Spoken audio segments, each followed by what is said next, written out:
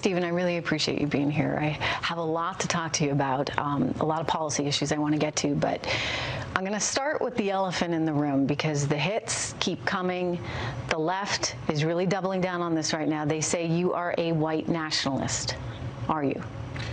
Not only am I not anything of the sort, but I find the accusation to be profoundly offensive and completely outrageous. And it's an attempt on the part of the Democratic Party to attack and demonize a Jewish staffer. And make no mistake, there's a deep vein of anti-Semitism that is running through today's Democratic Party.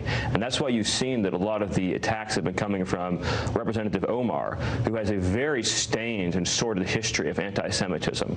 And I find it to be one of the most significant problems facing the Democratic Party today is its tolerance for and embrace of anti-Semitism, whether it's in the form of the BDS movement, whether it's in the form of the attacks against the state of Israel, whether it's in the form of left-wing anti-Semitism on our college campuses. Today's Democratic Party has made friends with anti-Semitism. And no matter what they try to do, they can't cover up that fact. And until they stand up to the BDS movement, until they stand up to the vicious assaults against Jewish students on our college campuses, and the continued attempt to delegitimize Israel, there's going to be no words they can say that will change the fact the Democratic Party of today has become a party that is open to anti-Semitism. So you think if you had the same policies, but you were Catholic or you were Protestant, they'd give you a pass?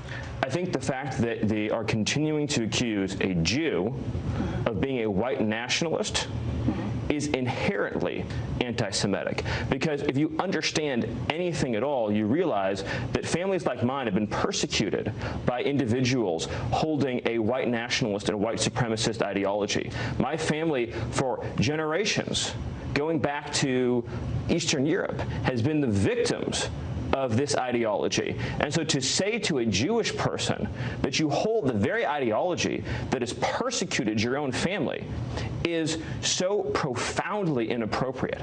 But more fundamentally, hurtful too. I mean, listen, I think there's probably nothing worse that you can say about someone, and it's the kind of thing where, you know, if you're trying to defend yourself against that, it almost it makes it worse because then the accusations keep flying. But I want to point to you saying, look, you know, it's anti-Semitic. Well, you got 25 Jewish House Democrats that just came out right now, and this just breaking, they write, and I quote, that your documented support for white nationalists and anti-immigrant tropes is wholly unacceptable and disqualifying for a government employee.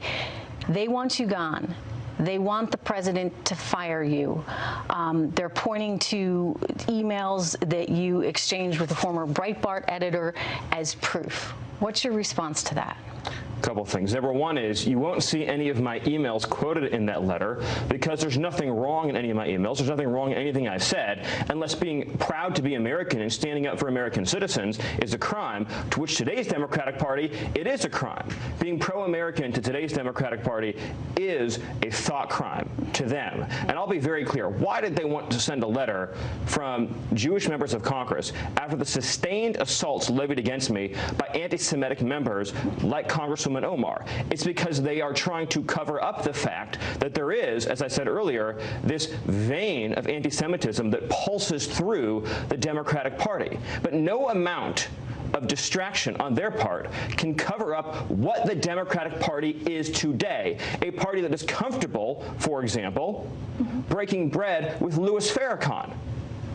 This is the Democratic Party of the year 2019, and nothing they can do can distract from that. And as a broader issue, the way that Americans are targeted by the left for personal destruction, simply for believing that we should have a secure border, simply for believing we should have and enforce immigration laws, the way that they attack honest, decent, patriotic Americans should offend every single citizen of this country. It is the new McCarthyism, virulent, untethered from reality and filled with venom and hatred.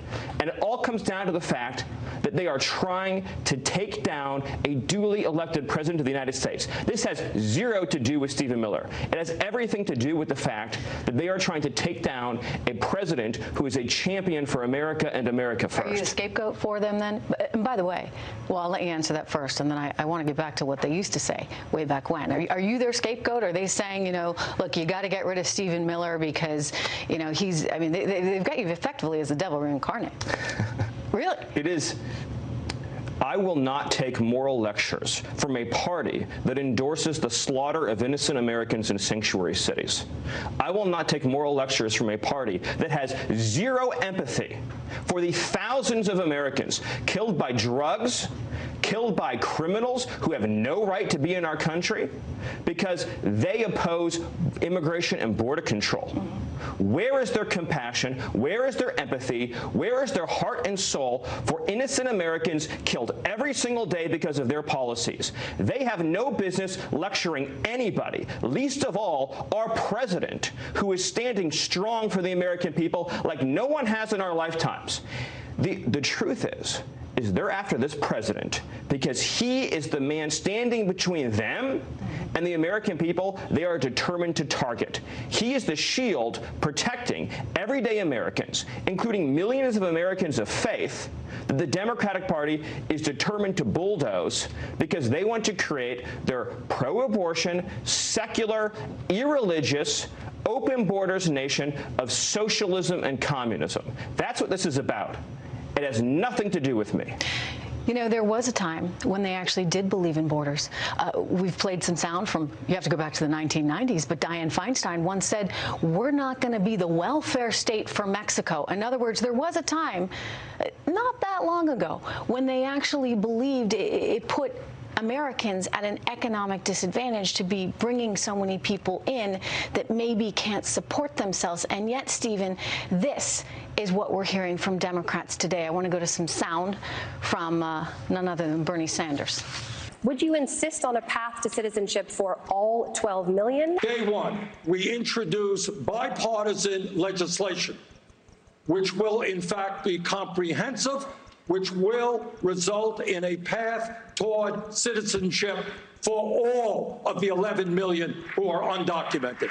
That is what the people of our country want. Is there a way to do that? To have a path to citizenship for 11 million people already here illegally in this country? I have to, honestly, I have to smile at listening to Bernie Sanders and his complete transformation. Bernie Sanders used to be, he was always left-wing, of course, he was always a socialist, but he also used to be a pro-American socialist, he used to be a pro-border socialist, he used to be a individual that attacked open borders as an attack on the working poor, as an attack on the working class. And throughout his career, up until he ran for president in 2016. And that's because it's cheap labor, right? Right. If somebody's coming here. Bernie Sanders used to take the view that open borders and uncontrolled migration was a way to pad profits for corporate America, which it is, while depleting wages and, crucially, social services for low-income Americans, depleting health care for low-income Americans, burdening schools and hospitals for those who need those services the most. He actually was more in sync with you in some ways. Bernie Sanders used to say a lot of the same things about immigration that many conservatives do today. But Bernie Sanders, in today's Democratic Party, realized he had to do a complete transformation. The immigration plan on Bernie Sanders' website today is a total and complete nullification and dissolution of national boundaries and national borders. And what does that mean? It means the decimation of middle-income and low-income people. It means the destruction of jobs and wages for those who have the least, and it means the evaporation of many critical public services. Bernie Sanders has completely surrendered his populist mantle, as has the whole Democratic Party. You watched the debate last night, and they talked about immigration at length. You know what they never mentioned once in that debate were American workers. American workers. The idea that immigration policy should serve the needs of American workers first, American taxpayers first, never even came up, because today's Democratic Party has become a party of globalism. They no longer believe in taking care of our own people first. But they need to get elected. I mean, how is that a strategy that ultimately works? Because if you're saying, okay, we're just going to keep bringing people here, and, yeah, maybe they take your jobs, maybe they're not paying taxes, but we're being inclusive, and we're so altruistic, and we're good, and we're bringing everyone here, and we're taking care of them. Where does that get them, right? Because those people, at least as it stands now, if they're here illegally, Stephen, can't vote. So I don't understand. Is it just like, let's feel better about ourselves, that we'll just bring the whole world here? A lot of good questions there. So on the last point about voting, we should also keep in mind that they utterly oppose voter ID. They utterly oppose, even in states where they say, we'll drive you to a place, we'll print you ID, we'll verify it, we'll go out of our way to make sure you have an ID. They oppose any form of voter ID, which means in many states, all you have to do to vote is show a rent bill. And last time I checked, most landlords aren't checking your citizenship, or you show an electricity bill. And last time I checked, most electricity companies aren't checking your citizenship either. So we're in America today, and this would shock many people, but we're voting on the honor system. Just say you're a citizen. Oh, great, you can vote. Well, now, if you're going to be concerned about election security, right, as the Democrats and conservatives are as well, we all should be concerned about election security. Don't those two things go hand in hand? You would think so. You think if you're worried about foreign interference in our elections, you'd want to do a little checking to see if only Americans are in fact voting in our elections. I know it's a crazy idea, but the Democratic Party also, of course, because of their ideology, is willing to sacrifice electoral wins for the sake of punishing Americans. And I do think that they're going to have an electoral wipeout as a result of those policies. But you also talked about inclusivity. Let's be very clear. Donald Trump is the president of inclusivity. He's the president of making sure that every American of every background can succeed. Whether you're talking about criminal justice reform, whether you're talking about the legislation that he passed to give record funding to historically black colleges and universities, whether you're talking about record low unemployment for African Americans, Hispanic Americans, Asian Americans, whether you're talking about the USMCA trade deal, which won the support of labor unions. By the way, labor unions in our country also historically used to support strong immigration and border control. All of the things the president is doing is about lifting up those who have the least and making sure we can have a society that's for everyone. But he is growing the Republican Party. That is a big threat. Historically, their base has been heavily African American, and you look at polls now, Pew Research had one out, that showed this president's actually doing pretty well with a lot of African American voters, better than 30%, which, to some people, certainly I think many members of the media might feel a little counterintuitive. But does it come back to sort of basics?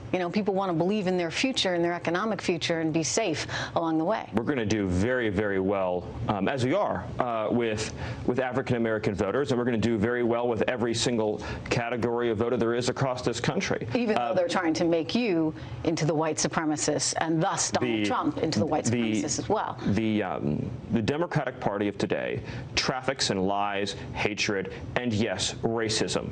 And there's a lot of projection involved in the attacks they make. They divide people by race. They divide people by color. They try to separate. They try to pull people away from one another and tear at the seams that hold us together. Whereas Donald Trump runs on a one-nation conservatism, the idea that we are all one country with a shared destiny and a shared future.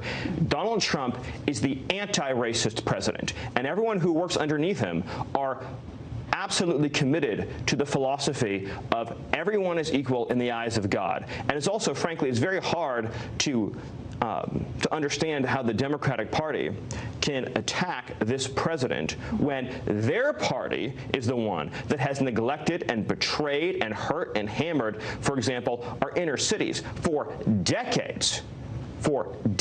And they frankly care more today about helping illegal aliens and foreign citizens than their own constituents, including those who've been left behind.